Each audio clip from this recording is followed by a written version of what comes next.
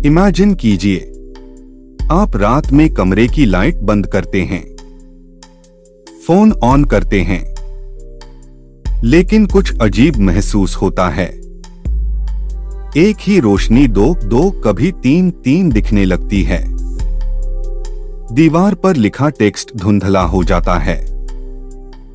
बाहर कार की हेडलाइट्स फैली हुई चकाचौंध वाली लगती हैं, जैसे आंखों के अंदर किसी ने हल्की सी धुंध बिछा दी हो। और मन में एक डर उठता है, मेरी नजर को हो क्या रहा है। यहीं से शुरू होती है केराटोकॉनस की कहानी। एक ऐसी आंखों की समस्या जिसे लोग सालों तक समझ ही नहीं पाते, जब तक कि लक्षण बहुत ज्यादा न बढ़ जाए। नमस्कार दोस्तों, स्वागत है आपका मिस्टीरियस टेल्स एक्स में।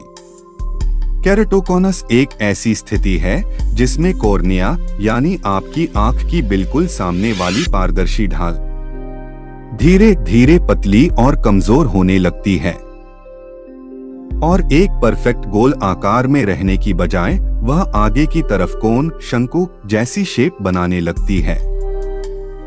और इस छोटे से शेप के बदलने से दुनिया देखने का पूरा तरीका बदल जाता है। लोग सोचते हैं चश्मे का नंबर बढ़ गया होगा, पर असली समस्या नंबर नहीं होती। समस्या होती है कॉर्निया की शेप बिगड़ना। शुरुआती लक्षणों में सबसे आम है धुंधला दिखना। धीरे धीरे इन चीजों का अनुभव होने लगता है। रोशनी के चारों तरफ हेलोज या चमकदार गोले, हेडलाइट्स 2 या 3 दिखाई देना, दिन में हल्का धुंधलापन, रात में ज्यादा, छोटा टेक्स्ट पढ़ने में दिक्कत, बार बार चश्मा बदलना, चश्मा सही से काम न करना। और लोग क्या सोचते हैं, थोड़ी थकान होगी, शायद लेंस गंदा है, नया चश्मा ले लूंगा तो ठीक हो जाएगा। लेकिन आंख के अंदर कॉर्निया धीरे धीरे अपनी मजबूती खो रहा होता है। कॉर्निया को मजबूत रखने वाले कोलेजन फाइबर्स ढीले पड़ने लगते हैं। जब ये फाइबर्स अपनी ताकत खो देते हैं, कॉर्निया शेप नहीं संभाल पाता और कोन की तरह बाहर की ओर झुकने लगता है। सबसे मुश्किल बात, केराटोकॉनस शुरू में पकड़ में ही नहीं आता।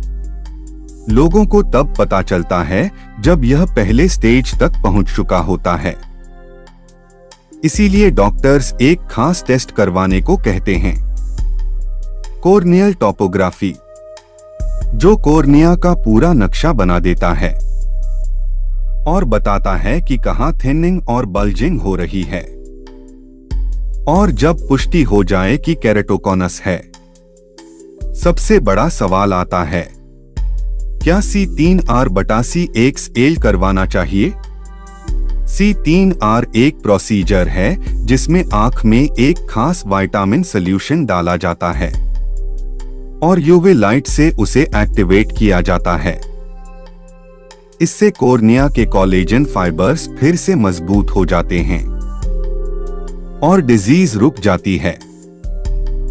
ध्यान रहे, C3R नंबर कम नहीं करता, C3R विजन परफेक्ट नहीं करता, C3R बस बीमारी को आगे बढ़ने से रोकता है।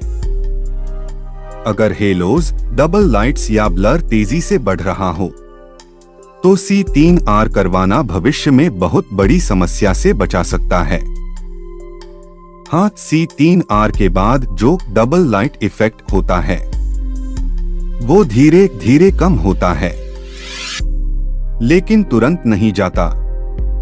अगर केराटोकॉनस ज्यादा बढ़ जाए तो डॉक्टर्स RGP लेंसेज या स्क्लेरल लेंसेज की सलाह देते हैं और बहुत सीवियर केसेस में कॉर्नियल ट्रांसप्लांट भी जरूरी हो सकता है।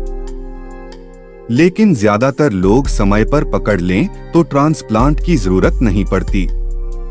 और एक बेहद जरूरी बात, आंखों को जोर से रगड़ना बिल्कुल नहीं। आई रबिंग केराटोकॉनस को दोगुनी स्पीड से बढ़ाता है। अगर एलर्जी, इचिंग या ड्राइनेस हो तो रबिंग की जगह प्रॉपर ट्रीटमेंट लें। एक छोटी सी चीज, आंख की सबसे पतली लेयर आपकी पूरी विजन को बदल सकती है, पर अगर समय पर समझ लें तो विजन को बचाया जा सकता है। दोस्तों, अगर आपको कभी भी halos, double lights, blurry edges या अचानक ब्लर महसूस हो तो कॉर्निया स्पेशलिस्ट को जरूर दिखाएं। आपकी आंखें कीमती हैं। कॉर्निया एक बार ज्यादा बदल गया तो उसे वापस परफेक्ट शेप में लाना मुश्किल होता है। अगर आप चाहते हैं कि हम ऐसे ही मेडिकल मिस्ट्रीज, साइंस फैक्ट्स और रियल कंडीशंस को कहानी के रूप में समझाते रहें, तो वीडियो को लाइक करें, चैनल को सब्सक्राइब करें और बेल आइकन दबाना मत भूलिए। मिलते हैं अगले वीडियो में एक और जरूरी और माइंड ओपनिंग विषय के साथ। धन्यवाद दोस्तों।